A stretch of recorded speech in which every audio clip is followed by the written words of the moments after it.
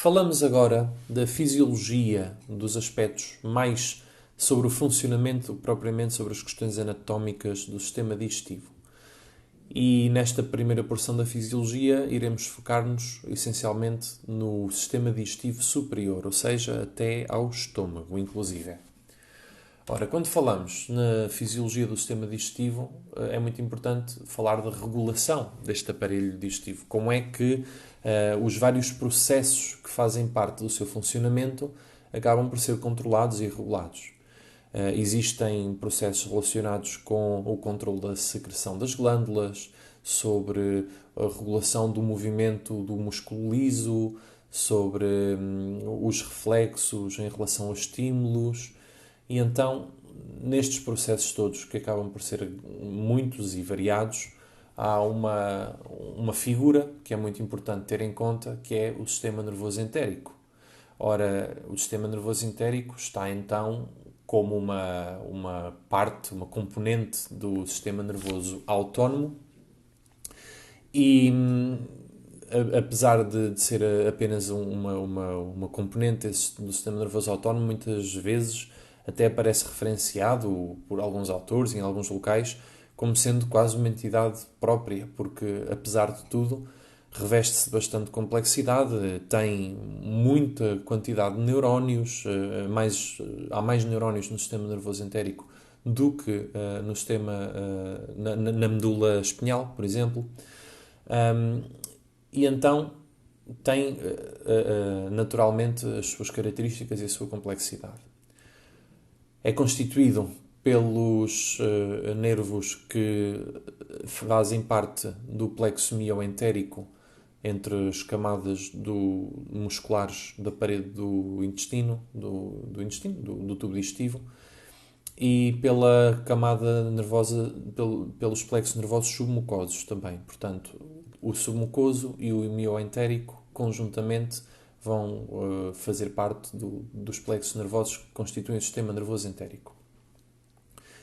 Este sistema nervoso vai ter uma coordenação principalmente local, ou seja, através de reflexos mediados localmente nestes plexos, em que vai haver resposta a alterações da constituição química daquilo que está no lúmen. Se temos proteínas parcialmente digeridas, se temos mais conteúdo lipídico, o pH, etc.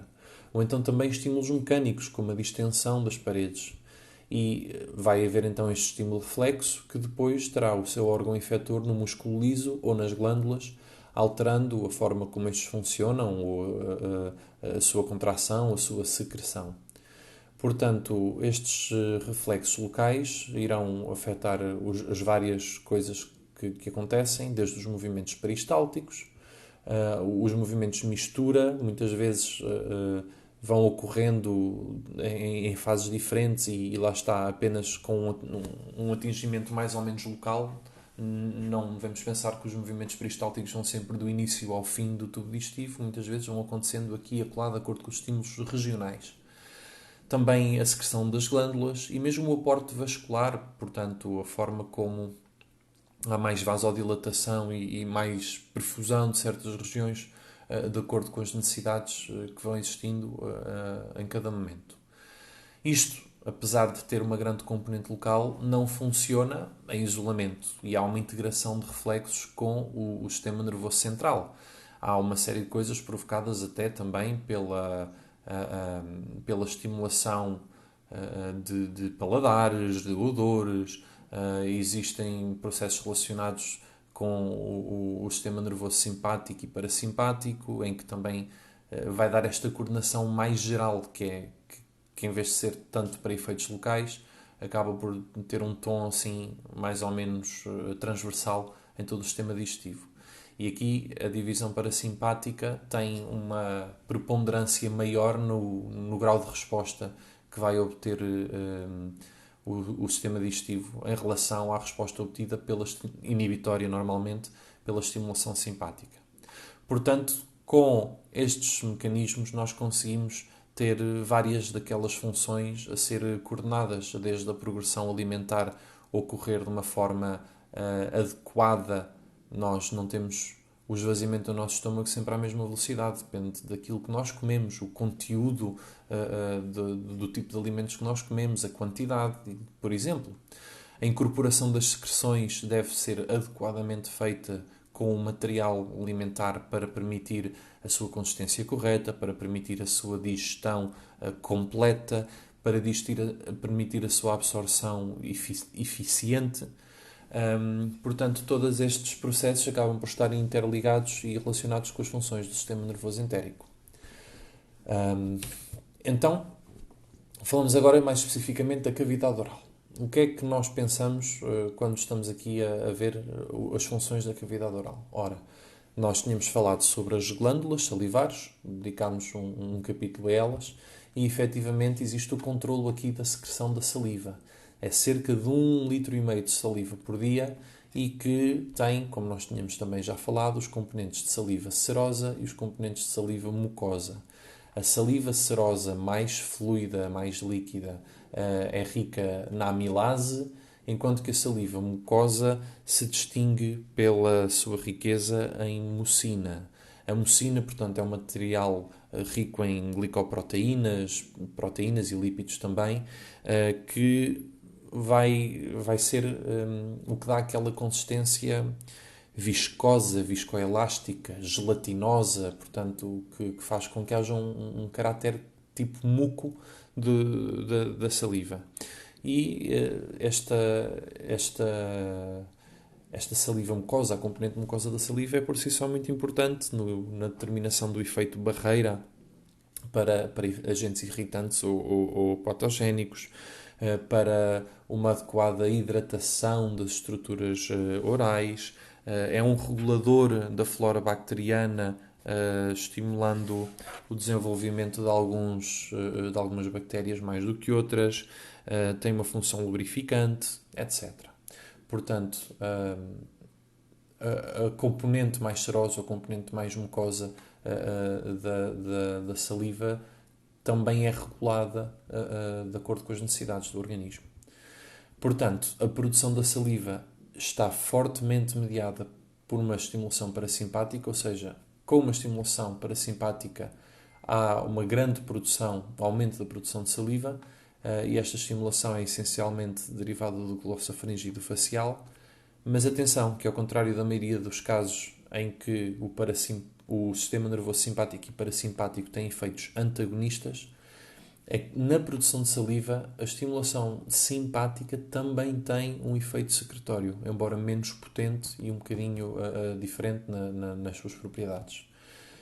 Portanto, há uma resposta a vários estímulos na produção de saliva, sejam estímulos como a visão de alimentos, nomeadamente o tato, o paladar, o odor, o olfato e mesmo a sensação de fome. Portanto, tudo isto contribui. Outra vez uma imagem a representar aqui os diferentes tipos de ácinos. Ácinos mais serosos, ácido que, como temos na glândula parótida, que é essencialmente seroso. Na glândula submandibular temos um componente misto, mas em que o seroso ainda prevalece sobre o mucoso. E na glândula sublingual, como podemos ver, o componente seroso é muito mais pequeno do que o componente mucoso, como tínhamos falado na aula também das glândulas salivares. Portanto, outras funções da cavidade oral, além da produção de saliva, bom, aquela muito, muito, muito óbvia é a mastigação, não é? Nós ingerimos alimentos muitas vezes em formas sólidas, em formas maciças, que vão ter que ser destruídas, vão ter que ser transformadas, lá está, numa pasta, vai ter que se aumentar a área de superfície dos componentes dos alimentos para poderem estar suscetíveis a ser efeito dos sucos digestivos. Portanto, a mastigação é feita com o quê? Bom, é feita com os dentes, obviamente, e isso não há margem de dúvida. Os dentes vão ser os fatores que causam o esmagamento e o corte dos materiais alimentares, mas só com os dentes nós não conseguiríamos ser eficazes na mastigação, porque não só é preciso usar os dentes para fazer este efeito mecânico, mas é preciso fazer com que os alimentos se situem convenientemente entre os dentes e não escapem de um lado para o outro e não andem fora de onde os queremos. E aqui então temos uma importância determinante da língua, que leva a comida para onde nós queremos que ela esteja, do palato, delimitando a cavidade oral, e das bochechas também na mesma forma. Portanto, a mastigação funciona de maneira voluntária, nós conseguimos controlar e utilizar os músculos da mastigação para fazer movimentos mastigatórios voluntários. No entanto, não costuma ser um processo ponderado. Nós, quando estamos a comer, mastigamos de uma forma reflexa, de uma forma automática. E existe aqui uma série de arcos reflexos que vão fazer com que haja um automatismo, um relaxamento dos músculos que elevam a mandíbula.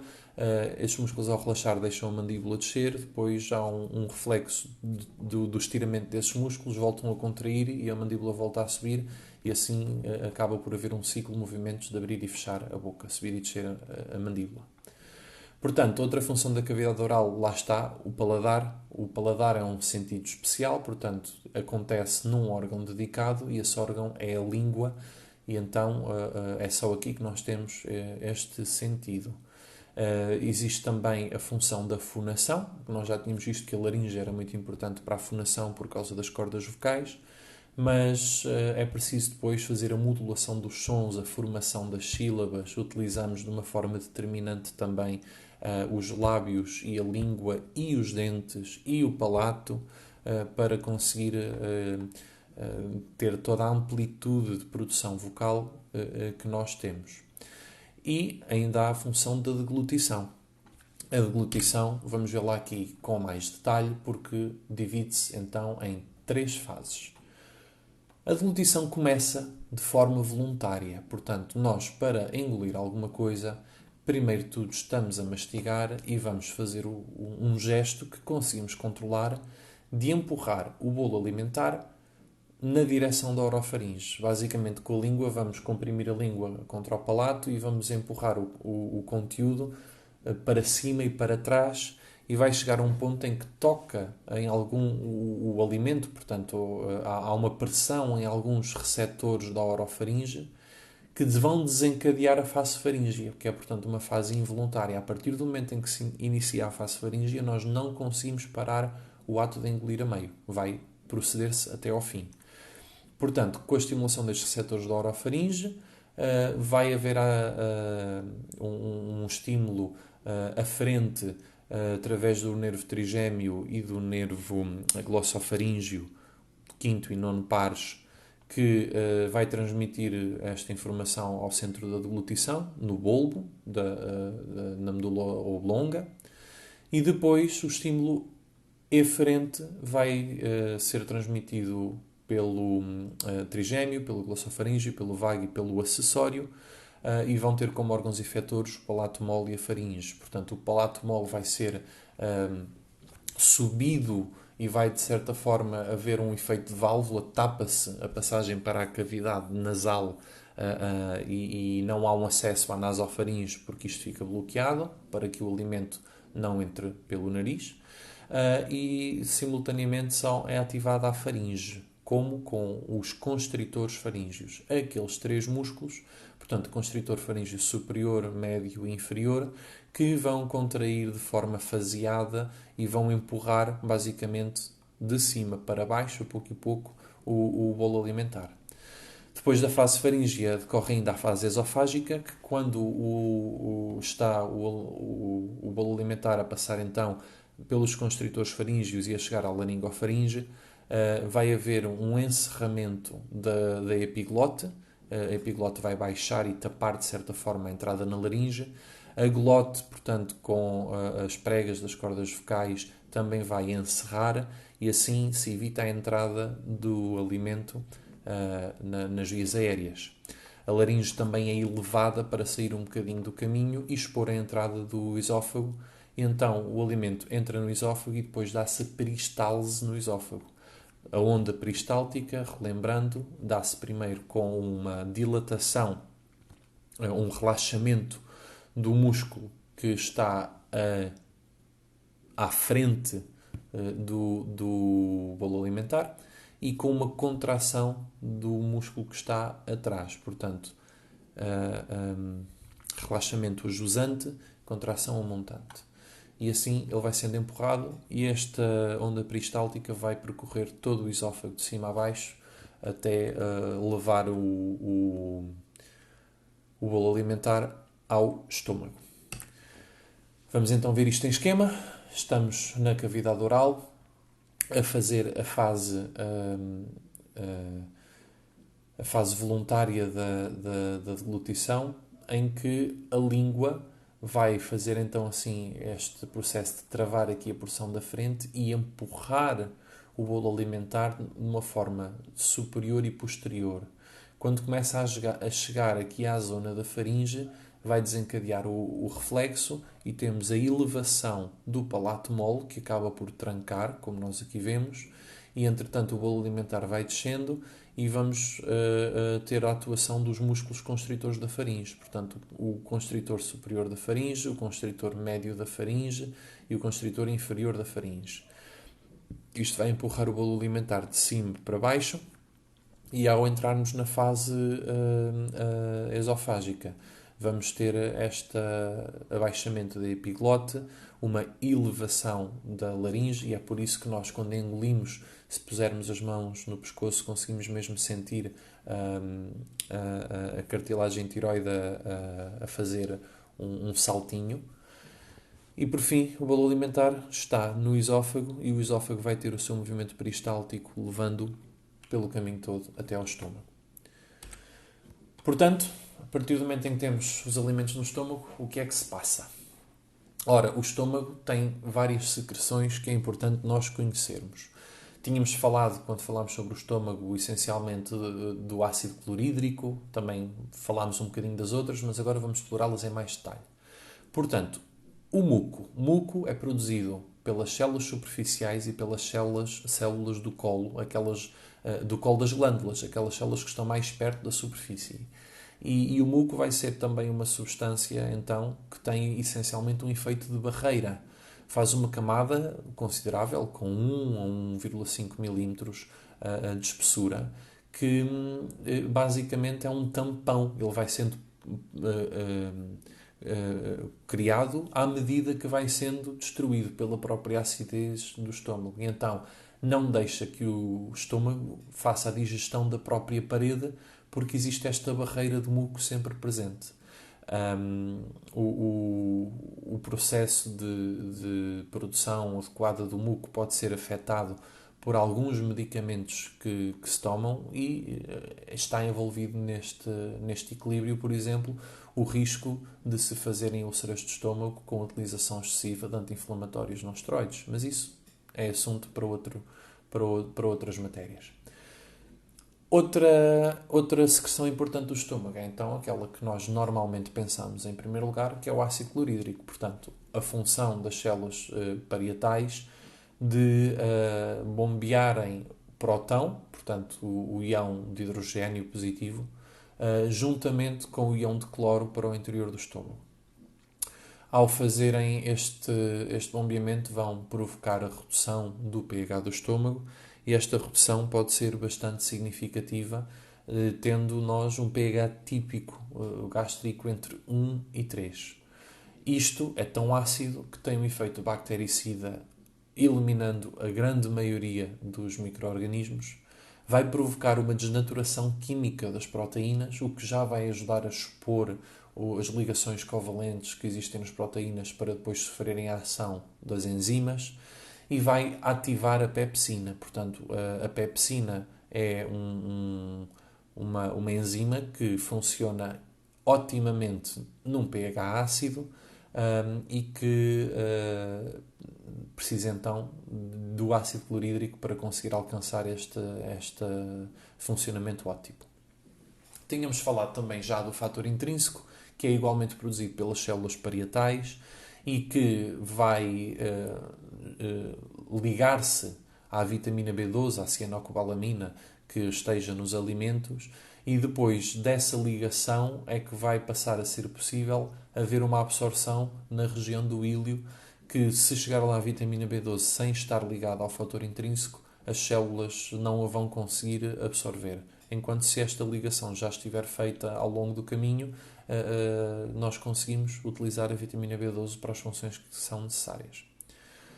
Já o pepsinogénio, que vem das células principais, é uma proenzima. O pepsinogénio em si ainda não está ativo. E se formos pensar nisto, a pepsina, que é o resultado da ativação do pepsinogénio, sendo uma enzima que faz a digestão de proteínas de forma bastante potente, o que é que acontecia se tivéssemos esta enzima ativa dentro das próprias células? Bom, se calhar estragava as células por dentro. Embora também haja a questão do pH e tudo mais para o funcionamento da pepsina, mas efetivamente aquilo que é libertado para o estômago é esta proenzima, o pepsinogénio, que depois de estar no estômago é clivado pela própria pepsina e transforma-se em pepsina. Portanto, o pepsinogénio usa a sua forma ativa para se ativar também. Temos ainda a gastrina e a histamina, produzidas pelas células endócrinas do estômago e que vão já estar envolvidas nos efeitos regulatórios. São hormonas que estimulam basicamente a secreção ácida, a secreção da pepsina, e a gastrina estimula também a secreção da histamina.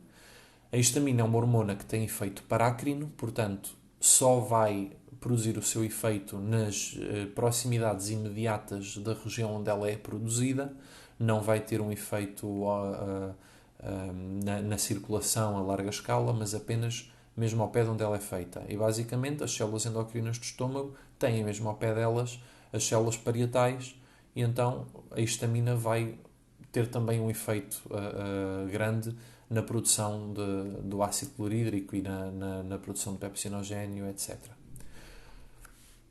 Muito bem. Então, toda esta secreção é muita coisa e nós temos efetivamente um output, portanto, um débito total de cerca de 2 a 3 litros de suco gástrico por dia. Esta quantidade também vai depender de vários fatores. Está sujeita à regulação nervosa, há reflexos modulares, há reflexos locais do sistema nervoso entérico, como já tínhamos falado antes, e também há influência dos centros do sistema nervoso central, portanto também está sujeito a influências superiores.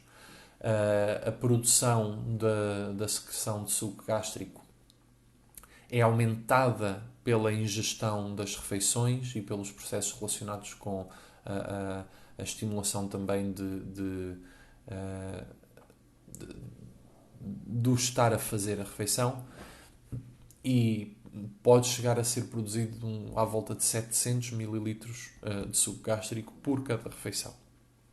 Portanto, está sujeito a uma regulação hormonal pela gastrina, pela secretina, pela colcistocinina, e em menor grau e com efeito mais ou menos sobreponível à secretina, mas menos marcado, pelo GIP, ou o péptido inibidor gástrico, que acaba por não ser, embora afete o estômago, não é tão relevante para o estômago quanto é para a secreção do pâncreas.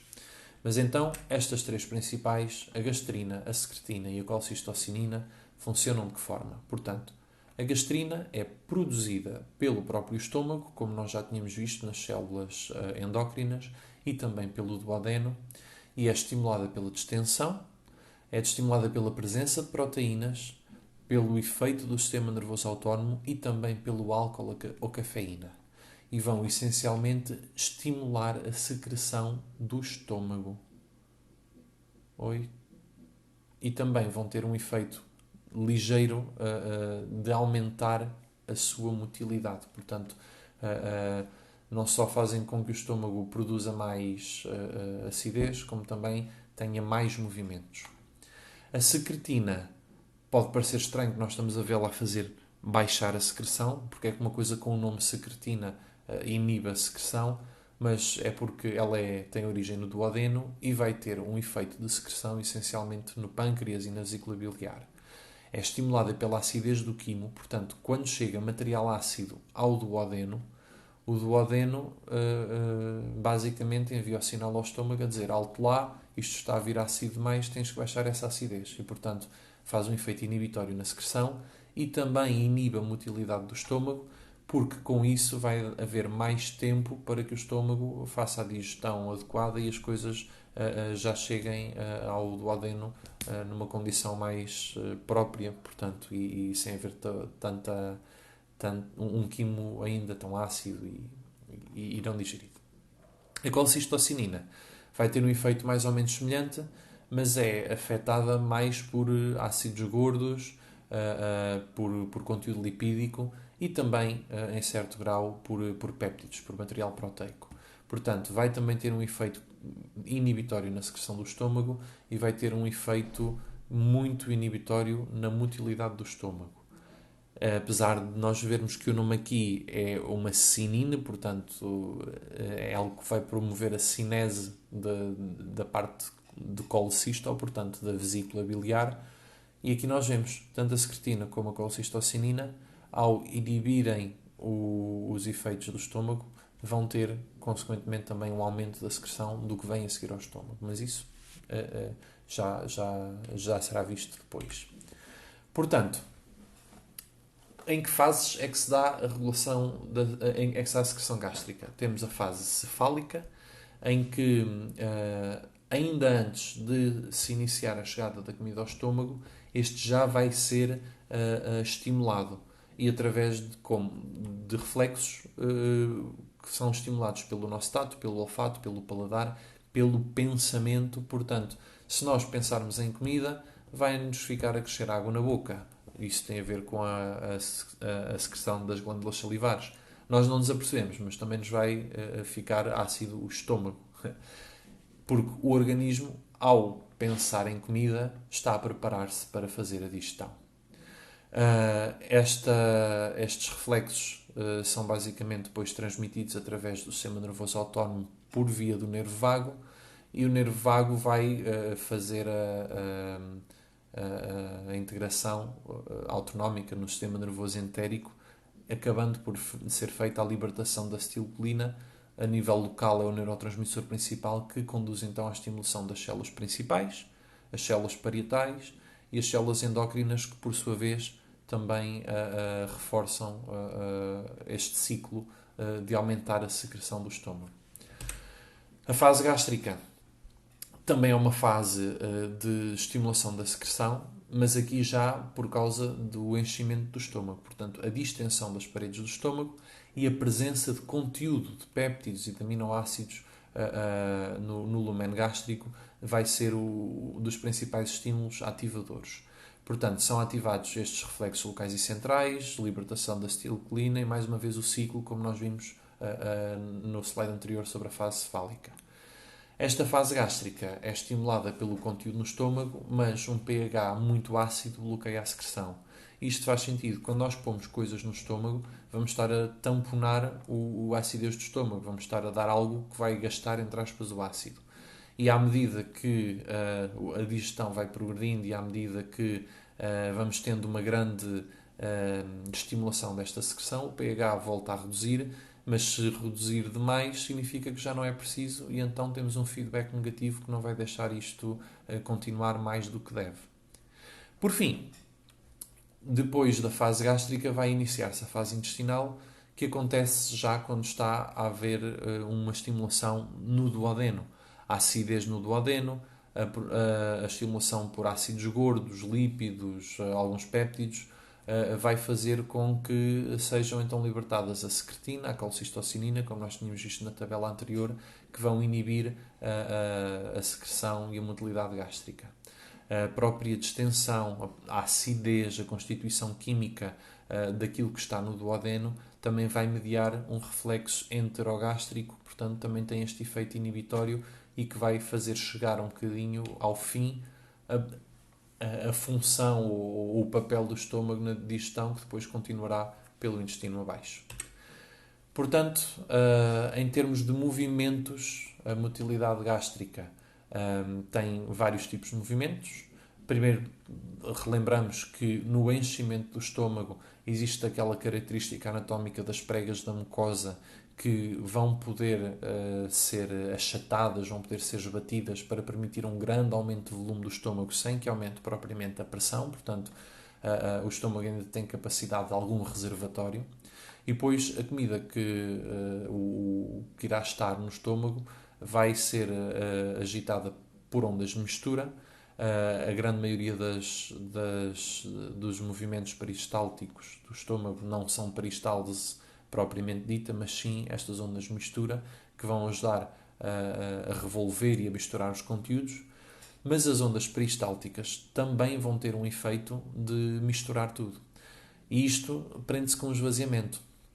Estes movimentos peristálticos que fazem a propulsão do conteúdo do intestino para a frente vão fazer uma onda que vai empurrar um conteúdo contra o piloro, mas o piloro, sendo relativamente apertado, sendo um esfíncter que não permite a passagem de muito conteúdo em simultâneo, só vai deixar sair, basicamente, chamemos-lhe um pequeno esguicho, e o resto do material que foi empurrado para a frente pela onda vai bater na parede do pilório e basicamente voltar atrás, e então estamos a ter uma série de ciclos de mistura e mistura e mistura, porque cada vez que o estômago vai esvaziando um bocadinho, o resto está ali a ser misturado.